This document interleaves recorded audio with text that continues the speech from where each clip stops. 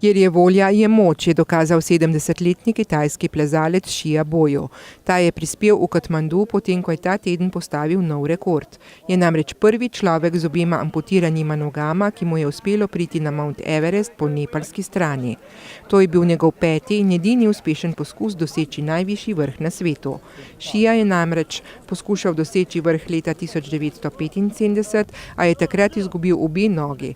Njegov nadaljnji poskus v letih 2014, 2015 in 2016 so prav tako propadli. Pred njim je leta 2006 z druge tibetanske strani uspelo doseči vrh Everesta plezalcu Marku Inglisu iz Nove Zelandije. Tudi ta ima obe nogi amputirani. Mjanmar se aktivno pripravlja na 3. srečanje mirovne konference 21. stoletja v Panglongu.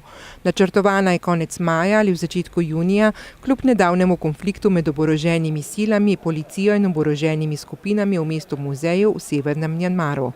Zadnjo soboto je bilo ubitih najmanj 20 ljudi, 27 pa ranjenih. Višji svetovalec Centra za nacionalno spravo in mir je dejal, da bo takšen konflikt odvrnil državo od miru. Poudaril je, da je vzrok zadnjega konflikta na obeh straneh. Vlada Mjanmara si sicer prizadeva za spodbujanje mirovnega procesa na različne načine. Hvaležni so Kitajski, ki jim je pomagala pri vabilu na srečanje oboroženih skupin severnega Mjanmara. Še vedno pa se odločajo, ali bodo na bližnji 3. sestanek mirovne konference povabili tudi nekatere etnične oborožene skupine.